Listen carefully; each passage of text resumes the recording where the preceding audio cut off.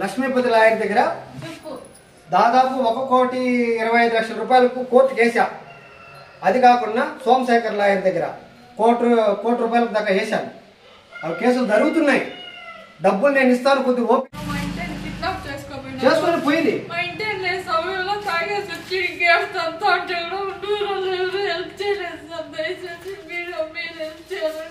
ఇంత ఊర్లో ఒక ఆడదానికి నేను ఇంట్లో లేనప్పుడు బయట వాళ్ళు తాగేసి వస్తే నేను నా భార్య ఉంటే ఇంట్లో ఏం చేసేకుంది, ఏం చేయలేక ఒకరు సపోర్ట్ రాలేదు. ఏమయ్యా ఆడది లేనప్పుడు మగవాళ్ళు లేనప్పుడు ఆడదాని దగ్గర గురించి ఏం మాట్లాడుతున్నావు అని చెప్పేసి ఒక్కడా సాయం రాలేదు. ఎందుకు? మా మీద ద్వేషం.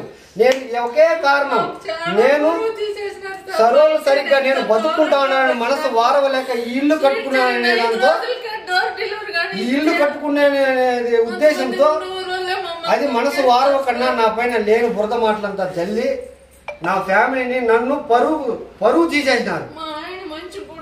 సరేనా? బట్టలు వేసుకోకూడదా? బట్టలు వేసుకోకుండా ఒక ఫైనాన్షియల్ గా ఉండేటప్పుడు మంచి డ్రెస్ వేసుకుంటే ప్రజలకు మంచిగా అవుతావా, లేదంటే చినిగిరి బట్టలు వేసుకోకపోతే వీడు ఫైనాన్షియల్ గా అంటారా? చెప్పండి. అన్నం చేసుకొని లేదు, ఇంట్లోకి వస్తారు, ఇక్కడ కొనుక్కుంటారు. ఎవరైనా సరే సార్ వీకోటి ఇంకా వచ్చినారు, వీకోటి ఇంకా వచ్చి మేము భోజనం చేసుకోలేదు, వాళ్ళు పార్సల్ ఇక్కడ తెచ్చుకొని తిని ఇక్కడే బాత్రూమ్ పోయి ఇక్కడే పనుకొని ఉంటే అట్లా ఒక రోజుకు 4, 5 మంది 10 మంది వచ్చి మానసికంగా మమ్మల్ని ఇబ్బంది పెట్టిస్తే దీన్ని ఊరు వెళ్ళిపోకుండా ఏం చేయమంటారు చెప్పండి? అందుకనుకొని సూసైడ్ చేసుకుందాం అనుకుని కూడా నిశ్చయించుకొని కూడా చట్టరీత్యా నేరము, నేను చేసింది తప్పు అవుతుందనే ఉద్దేశంతో బతకాలి మనము, కానీ ప్రాణాలతో బయటపడదామనే ఉద్దేశంతో అది ఐపీ సక్సెస్ అవుతుందో కాదో ప్రజలకు వాడు వెళ్ళిపోయినాడనే వార్త తెలిసినా కూడా వాళ్ళు ఓపికతో ఉంటే వస్తానని చెప్పేసి ఆ ప్రజలే నాకు ఫోన్లు చేసి వచ్చి కలెక్షన్ అయినా చేసి నాకు ఇమ్మంటే వాళ్ళు చెప్పిన ధైర్యంతో నేను వచ్చిన. ఏమన్నాడు రమేష్ అన్నాడు, వచ్చి మేము వచ్చినాం కదా గేట్ తీసుకొని ఇంట్లోకి వస్తే రమేష్ అనే ఆయన వచ్చి నన్ను నువ్వు రాయ బయట నేను ఇచ్చేయాలి చాలా మాట్లాడకుండా నన్ను చాలా టార్చర్ పెట్టి గలీజ్ మాటలంతా అన్నాడు. చూడండి, నా పుట్టింటోళ్ళు చనింది ఆయన నేను నిద్ర మాత్రం కూడా మింగినా సార్. 20 నిమిషాలు అయిపోయింది. సార్ నమస్కారం సార్, నేను 6 months బ్యాక్ ఐపీ పెట్టినాను. మా ఊరు నల్సానపల్లి. నా పేరు జిఎస్ శంకరయ్య, కీలపట్ల పోస్టు, గంగవరం మండలం, చిత్తూరు డిస్టిక్ మాది. నేను ఐపీ పెట్టిన దానికి కారణం ఏమిరా అంటే కరోనా టైంలో కొంచెం ఇబ్బంది అయిన దానివల్ల చీటీలు దొరికినాను, ఫైనాన్షియల్ పెట్టినాను. దాదాపుగా ఒక 12-15 సంవత్సరాలుగా నేను చీటీలు ఫైనాన్షియల్ పెట్టుకుంటూ వస్తే నాకు బాగానే జనాలు అందరూ కట్టినా కూడా కరోనా కారణం వల్ల కొంచెం ఇబ్బంది అయిపోయి ప్రజలకు నేను కొంచెం లేటు ప్రాసెస్గా ఇచ్చినందుకు లేనిపోయిన అభాండాలు నా పైన వేశారు. కానీ తట్టుకొని నిలబడినాను. ఎంత కరోనా అయినా పేద ప్రజలు నన్ను నమ్మి కూలీ నాలి చేసి కట్టుకున్న వాళ్ళు కాబట్టి వాళ్ళకు ద్రోహం చేయకూడదనే ఉద్దేశంతో నా ఆస్తులు కానీ కొన్ని ప్రాపర్టీలు కానీ తర్వాత నగలు కానీ ఇవంతా అన్ని కూడా జనాలకు నేను ఇచ్చిన, దానికి తగిన ఆధారాలు చూపిస్తా, నేను లేదని చెప్పాల. పేద ప్రజలు కట్టుకున్న డబ్బు వాళ్ళ పొట్టగొట్టి నేను తినాల్సిన కర్మ నాకు లేదు, ఆ ఉసురు నాకు తగులుతుంది అనే ఉద్దేశంతో నేను ఎంత కష్టపడి చేసినా కూడా ఇచ్చిన వాళ్ళు ఇచ్చేతమైన ఉద్దేశంతోనే ఉన్నాను. కానీ నా పైన కొంతమంది అభాండాలు వేసి నేను లేటుగా ఇచ్చే ప్రాసెస్ వల్ల వీడు ఐపీఎస్ ఎక్కడైనా వెళ్ళిపోతాడేమో అనే ఉద్దేశంతో నా పైన బురద జల్లే మాటలు చెప్పి నన్ను భ్రష్టు బట్టిచ్చేసి అవమానపరిచినారు. అవమానపరిచినప్పుడు చాలా మంది మళ్ళా ఇండ్ల కాడకు వచ్చే పని కొట్టుకున్నారు. అదే కాకుండా దానికి ముందు ఆఫీస్ కాడకు వచ్చి నా పైన అఘాయిత్యం చేసి తర్వాత అద్దాలు పగలు కొట్టేసి ఇబ్బంది పెట్టేస్తే చీటీ జరిపే కాడ చాలా ఇబ్బందులు అయిపోయాయి. మాకు బాడీకి ఇచ్చిన ఇంటి ఓనరు ఇక్కడ నువ్వు పనికిరావయ్యా, నువ్వు ఖాళీ చేసి అని చెప్తే నాకు ఆఫీస్ తొందరగా కుదరలేదు. అప్పటికే నా పరువు దగ్గర పోతా ఉంది, చేతుల్లో డబ్బులు లేదు, జనాలకు మాట చెప్తే ఆ మాట ప్రకారం ఇయలేకపోతున్నా, వాళ్ళ బాధలు చూడలేకపోతున్నా. కానీ నా ఇంటికాడికి నేను వచ్చి అన్నా నేను ఏమీ బాధపడలేదు. వాళ్ళకి సమాధానమే చెప్పి పంపించిన. అందులో కొంతమంది నా పైన చాలా ఇబ్బందికరంగా వార్తలు రాసేసి నన్ను కిడ్నాప్ చేసుకొని పోయినారు. తర్వాత నా పైన రేప్ కేసులు పెట్టినారు. ఇంకా వేరేటివి ఇలాంటి వగైరా వగైరా ఎన్నో పెట్టినారు. నేను స్టేషన్ కాటికే తిరిగేదా, తర్వాత నేను కలెక్షన్కే పోయేదా, ఇంటికాడ నా భార్య బిడ్డలను చూసుకునేదా, జనాలకు డబ్బులు ఇచ్చేదా, అన్ని టెన్షన్లు నా పైకే వచ్చాయి. కానీ నేను అప్పటికీ బాధపడలేదు. ఉండవూరులో సమాచారం ఇట్లా తెలిసిన దానికి ప్రజలు కొంతమంది ఇబ్బంది నేను పెట్టించినా కూడా డబ్బులు ఇస్తానయ్యా, నాకు టైం ఏందా అంటే చాలా మంది నాకు సపోర్ట్ రాలేదు. రాకపోయిన దానికి కారణం అవి చాలా ఉన్నాయి. ఆ కారణాల వల్ల కూడా వాళ్ళు రాలేదు, సపోర్ట్ చేయమన్నా కూడా చేయలేదు. స్టేషన్ల కాడికి పోయినా నాకు ఎవరూ సపోర్ట్ చేయలే.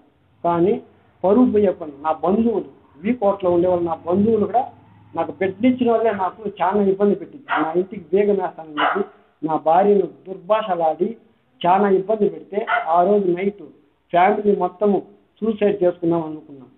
కానీ ఆలోచించా, ఇంత కూడా సంవత్సరంగా ఇలాంటి పరిణామాలు నాకు జరుగుతున్నా కూడా బాధపడకుండా ఆలోచించి సరే ఊరు వెళ్ళిపోదామనే మూమెంట్తో నా మనసులో నేను నిర్ణయించుకొని నా భార్య బిడ్డలకి చెప్పకుండా ఈ మాదిరి ఐపీ పెడతామనే మాట నేను వాళ్ళతో చెప్పనే లేదు.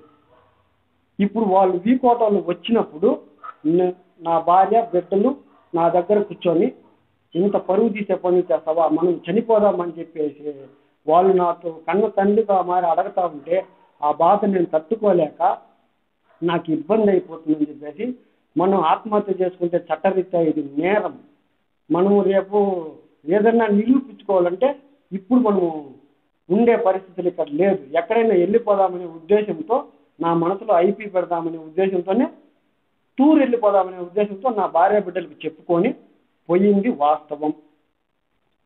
తర్వాత మేము అక్కడ టూర్ పోయిన తర్వాత వాళ్ళకు తెలియదు ఫోటోలు దిగింది నిజం. ఆ ఫోటోలు వచ్చి వాట్సాప్లో అక్కడ ఇక్కడ పెడితే దానిపైన కూడా మా పైన దుర్భాషలు ఆడినారు. కానీ బాధపడలేదు. కానీ నిజం ఈ రోజు కాకపోయినా రేపైనా బయటపడుతుందనే ఓపికతో నేను ఎంతో కష్టపడి నా భార్య బిడ్డల్ని పోషించుకున్నాను. నేను ఊరు వదిలి వెళ్ళిపోతానే నా పైన లేని మాటలు చెప్పి 3 కేజీల బంగారు ఎత్తుకోపోయినానని చెప్పినారు, 10 కేజీలు ఎండు ఎత్తుకోపోయినానని చెప్పినారు, 15 కోట్ల రూపాయలు డబ్బులు ఎత్తకపోయినని చెప్పినారు. ఇది కాకుండా బెంగళూరులో 10 అంతస్తుల అపార్ట్మెంట్ ఉందని చెప్పినారు. అది కాకుండా వసకోట్లో ఒక అపార్ట్మెంటు, ఒక ఫ్లాట్, ఒసూరులో 2 ఫ్లాట్లు. దాని క్యాలిక్యులేషన్ మొత్తం నేను వేస్తే జనాల సొమ్ముతో నేను కొనిండేది ప్రాపర్టీలు ఇవంతా వేసుకుంటే ఎస్టిమేట్ 40 నుంచి 50 కోట్ల రూపాయల ఆస్తి వస్తుంది. ఇలాంటివంతా నా పైన చెప్పినారు. ఇవి నేను ఏం చెప్తాను ఇప్పుడు నిరూపించమంటా ఉన్నా. నిరూపణ చేసి మీరు ఎత్తుకోమండి. ఏదైనా సరే నేను నా భార్య బిడ్డల పైన నేను ఏది చేసినా రిజిస్ట్రేషన్ ఉంటాయి కాబట్టి దాన్ని ఎంక్వైరీ చేయండి. అది కాకుండా వీడు బినామీ పేర్లతో ఎత్తిపెట్టినాడంటే వాళ్ళకి ఎవరిపైన డౌట్ ఉందో వాళ్ళ పేర్లతో సహా పలానోది ఈసీ కొడితే వస్తుంది కాబట్టి వాళ్ళు ఏం చెప్పినా నేను దానికి తలంచుతా. ఇట్లా పరిస్థితి ఈ ఫైనాన్స్ ఫీల్డ్లో ఏది జనాలకు ఇబ్బంది పెట్టించిన వ్యక్తికి ఏ శిక్ష విధిస్తారో ఇది పరిణామం జరిగిన తర్వాత ప్రజలు చెప్పిన తీర్పును బట్టి ఏ శిక్ష విధిస్తారో దానికి నేను అర్హుడైతా. ఆ శిక్ష నాకు విధించినా కూడా నేను అర్హుడైతాను. ఇది నా పైన ఇలాంటి మాటలు చెప్పినందుకు వాళ్ళు నిరూపణ చేసి ఎత్తుకోండి. ఇది కాకుండా నేను కొన్ని చోట్ల చీటీలు వేసిన ఆ డబ్బులు కూడా మనకు వస్తుంది. అందుకనుకునే ఉద్దేశంతో నేను ఎంతో ఓపికతో వాళ్ళ దగ్గర అనిపించుకొని కూడా జనాల సొమ్ము మనం ఇచ్చేయాలనే ఉద్దేశంతో ధైర్యంగా ఒక 6-7 నెలలు నేను బయట ఉన్నా నాకు ఊరోళ్ళు కానీ ఎవరూ సపోర్ట్ చేయలేదు. నా ఇంటిగా నేనే ధైర్యంగా నా ఇంటికి వచ్చి నా బీగాలు బద్దలు కొట్టి నా ఇంట్లోకే నేను వచ్చిన తర్వాత ఊరోళ్ళ పాదాల దగ్గర పడిపోతాం, పెద్ద మనుషుల దగ్గర, అయ్యా నేను చేసింది పొరపాటు, ఊరి పరువు తీసిన, నా తల్లిదండ్రులు పరువు తీసిన, నా అన్నల తమ్ముళ్ళు పరువు తీశాను, నేను ఈ పరువు మళ్ళీ నిలబెట్టుకుంటామనే ఉద్దేశంతో ఊరికి వచ్చినాను అని చెప్దాం రేపు పొద్దున్నే అనుకో. నేను ఇంటికి బద్దలు కొట్టుకొని బీగాల లోపలికి వస్తే ఊరికి జనం కొంతమంది నా ఇంటికి మళ్ళీ బీగాలేసి నాకు చాలా ఇబ్బంది పెట్టించినారు. నేను ఇప్పుడు వచ్చి 5 రోజులు అవుతుంది. ఈ 5 రోజులకు గాను మాకు తిండి పెట్టలేదు, ఎవరు నీళ్ళు ఇవ్వలేదు. కావాలంటే చెక్ చేసుకోండి, మీడియా వాళ్ళు ఉన్నారు కాబట్టి చెక్ చేసుకోండి. మా ఇంట్లో ఏదైనా సరుకులు కానీ తినుబండారాలు కానీ ఏమన్నా ఉన్నాయేమో, గంజి ఉప్పు తప్ప మేము అవే తాగినామే కానీ ఇంకేమీ తినలేదు. ఊర్లో మాతో ఎవ్వరూ మాట్లాడలేదు. మమ్మల్ని బహిష్కరించారంట. ఎందుకని ఇంతమంది సొమ్ము నేను తినేసినని చెప్పేసి బహిష్కరించారంట. అది బహిష్కరించారో లేదో నాకు తెలియదు. కాబట్టి దయచేసి ప్రజలందరికీ, నేను నా కస్టమర్లకు అందరికీ దండం పెట్టి చెప్తాను, అయ్యా మీ సొమ్ము నేను ఇస్తామనే వచ్చిన, నన్ను నమ్మండి, మీ సొత్తు నేను ముంచను. నాకు జరిగిన పరిణామాల వల్ల నేను వెళ్ళిపోయింది వాస్తవం. దానికి తగిన ఆధారాలు నా దగ్గర ఉన్నాయి, చూపిస్తా. దానికి నేనేం చెప్తానంటే, ఇలా సర్వసాధారణంగా నేను చూపించాలంటే కుదరదు. డిఎస్పీ గారు, కలెక్టర్ గారి దగ్గర ఇలాంటివి నేను చెప్పి ప్రజలను నేను మోసం చేసింటే, సార్ మీరు నిరూపణ చేయండి, దానికి ఏదన్నా చట్టరీత్యా ఏదన్నా ఉంటే ప్రజలకు న్యాయం చేయండి, నా ఒకడి వల్ల ఇది కాదనే ఉద్దేశంతో నేను చెప్తా ఉన్నాను.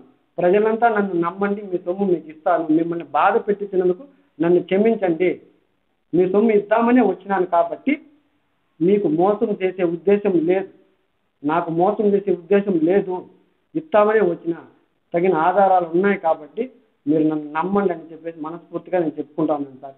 కానీ నేను ఐపీ పెట్టిన దానికి కారణం ఏమిరా అంటే, నన్ను చాలా మంది కొన్ని రకాలుగా ఇబ్బంది పెట్టించినారు కాబట్టి తగిన ఆధారాలు రికార్డింగ్లతో సహా ఉన్నాయి. ఏ రికార్డింగ్ కావాలన్నా ఉన్నాయి. ఇవన్నీ నేను నిరూపిస్తాను. అదే కాకుండా నా దగ్గర చీటీలు, అమౌంట్లు అప్పు తీసుకొని పోయిన వాళ్ళు వీరు ఇంకా వెళ్ళిపోయినారనే ఉద్దేశంతో నాకు డబ్బులు కట్టకుండా నేను అడిగినా కూడా ఇంక వెళ్ళిపోయినాడు కదా అని చెప్పేసి నేను అప్పు లేదని చెప్తాను. కానీ వాళ్ళు నా దగ్గర అప్పు తీసుకున్నట్టుగా ఆధారాలు ఉన్నాయి, అవి నిరూపిస్తాను. నాకు కొద్దిగా సమయం, కొంచెం టైం కావాలి. మీ అమౌంట్ మీకు వస్తుంది కాబట్టి కొంచెం ధైర్యంగా జనాలు ఉంటే, నన్ను కొంచెం ఫ్రీడమ్గా వదిలితే మీ సొమ్ము నేను ఇవ్వగలుగుతాను. కానీ నన్ను చాలా మంది ఇబ్బంది పెట్టించిన వాటిల్లో కొంతమంది పేర్లు కూడా నేను చెప్తాను. మెయిన్గా నన్ను ఇబ్బంది పెట్టించింది మురళి, బాలాజీ గుప్తా.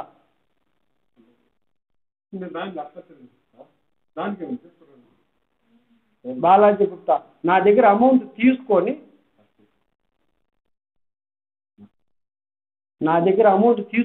బాలాజీ గుప్తా నేను నా దగ్గర అమౌంట్ తీసుకొని నా 2 బాండ్లు ఉంటే ఆ బాండ్లు మళ్ళీ కోర్టుకేసి నా భార్య పేరు మీద ఉండే ఆస్తి వల్ల కోర్టుకేశాడు. కానీ నా భార్య పేరుతో ఉన్నది వాస్తవం, ఆస్తి ఉన్నది వాస్తవం.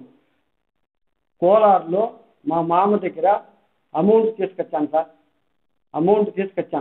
కానీ వాళ్ళకి మాకి 30 సంవత్సరాలుగా విరోధాలు ఉన్నా కూడా మాకు ఈ ఊర్లో ఎక్కడ మాట మీద నాకు డబ్బు ఇస్తాను ఎవరు నాకు ఇవ్వలేదు.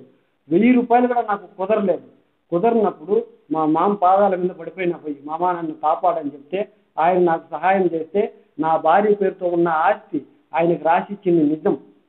వేరే జాగాలు కూడా అమ్మినా, అది కాకుండా ఇంకా 7-8 ఫ్లాట్లు అమ్మినా, చీటీలు కొన్ని చోట్ల ఎత్తిన, బంగారు అమ్మినాను, అది కూడా నిరూపిస్తాను. నేను ఎక్కడెక్కడ బంగారు కుదువ పెట్టిండేది, అమ్మిండేది, వాస్తవాలంతా తేలాలంటే నేను బతికుంటేనే తప్ప నిజం బయట పడదనే ఉద్దేశంతోనే ధైర్యంగా వచ్చినాను. మీడియాను నమ్ముకొని వచ్చినాను, పోలీస్ వ్యవస్థను నమ్ముకొని వచ్చినాను, చట్టాన్ని నమ్ముకొని వచ్చినాను. ఇప్పుడు నా పైన ఈ ఆరోపణ చేసినారు కాబట్టి దానికి చట్టమే ఏం నిర్ణయం తీసుకొని నాకు న్యాయం చేయమని చెప్పేసి కోరుతా ఉన్నాను సార్. మొత్తం నేను ఐపీ పెట్టిండేది దాదాపుగా 6 కోట్ల రూపాయలు పెట్టినాను సార్.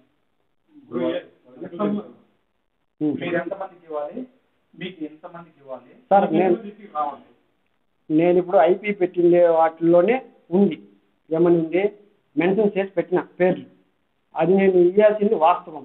దాంతో కొంతమంది చీటీలు నా దగ్గర ఎత్తుకుపోయినారు. దాంతో అర్థం చీటీలు జరిగినట్టు ఉన్నాయి, అర్థం చీటీలు జరగనట్టు ఉన్నాయి. వాళ్లకు దాని ప్రకారము డివైడ్ చేసి అమౌంట్లు ఇస్తే తగ్గుతుంది. అట్లా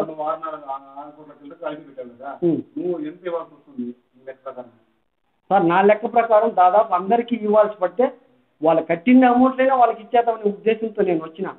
ఒక 3 కోట్లు ఇచ్చి 3,25,00,000 రూపాయలు రావచ్చు. మీకు రావాల్సింది కాదు, నేను జనాలకి ఇవ్వాల్సింది. మీకు రావాల్సింది నాది నా లెక్కలు చూసుకోవాలి సార్. నేను ఎందుకు వచ్చినానంటే నాకు ఇక్కడ తిండి కూడా లేకుండా ఉంటే నేను లెక్కలు చూసుకోలేను. కానీ కొంచెం ఆరోగ్యం సరిలేదు, ఆపరేషన్ చేసుకున్నాను. నాకే కరోనా వచ్చి నాకు ఇబ్బంది అయిపోతే నేను బతికి బయటపడిందే ఎంతో. జనాలు 10 కోట్ల రూపాయలు అంటే ఆరోపణ పెట్టారు కదా. అలా 10 కోట్లు చూపిస్తే నిరూపిస్తే వాళ్ళ సొమ్ము వాళ్ళకే ఇచ్చేస్తాను, నాకొద్దు. ఎవరికైనా సరే నిరూపణ చేస్తే నేను 10 కోట్ల రూపాయలు ఎత్తుకుపోయినానని, బంగారు నగలు ఎత్తుకుపోయినానని చెప్పేసి ఇప్పుడు నా పేరు మీద ఉండే జాగాలు కొన్ని కొంతమందికి రాసిచ్చాను. అది వాస్తవం ఉంది. ఒక అప్రాక్సిమేట్గా చెప్పరు మీరు ఎంత జనాలకి ఇవ్వాలి, మీకు ఎంత రావాలి సార్? అమౌంట్లు అయితే చెయ్యాలి సార్. నేను దాదాపు నాకు ఒక 15 నుంచి 20 కోట్ల రూపాయలు డబ్బు రావాలి సార్ నాకు జనాల దగ్గర నుంచి. నేను చీట్లు వేసిందే చోట్లలో ఇలాంటివంతా కూడా ఉన్నాయి. నేను ఒక ప్రాణభీతికి నా భార్య బిడ్డలు నేను చంపుకుంటాననే ఉద్దేశంతో బయట వెళ్ళిపోయినా, అంతకు తప్ప. మీరు బయట సార్ ఈ నెలతో కూడా నేను 7 నెలలు అవుతాను సార్. అప్పటి నుండి మీరు ఒక క్యాల్కులేట్ చేసుకోలేదు? అన్నీ ఇక్కడే కదా పెట్టాను, నేను ఏమి ఎత్తుకుపోలేదు. నేను బుక్కులు అవన్నీ నేను ఎత్తుకుపోయింటే నేను ఆధారాలతో సహా డిఎస్పీ గారి దగ్గరకో కలెక్టర్ దగ్గరకో వెళ్ళిపోయింది. నేను బయట కట్టు బట్టలతో టూర్ వెళ్ళిపోదామనే ఉద్దేశంతో మనిషికి 4 జతల బట్టలు ఎత్తుకుపోయినాం, అంతకు తప్ప వేరే ఎత్తుకుపోలేదు. కాకపోతే కొంత అమౌంట్ ఉంటే కూడా ఎత్తుకొని పోయి కొంచెం ఎండి ఉంటే కూడా అమ్మేసి వెళ్ళిపోయినాం.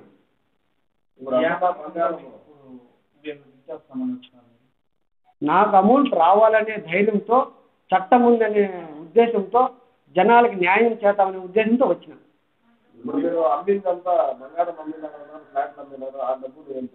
నిరూపిస్తాను, వాళ్ళకి జనాలకే ఇచ్చాను.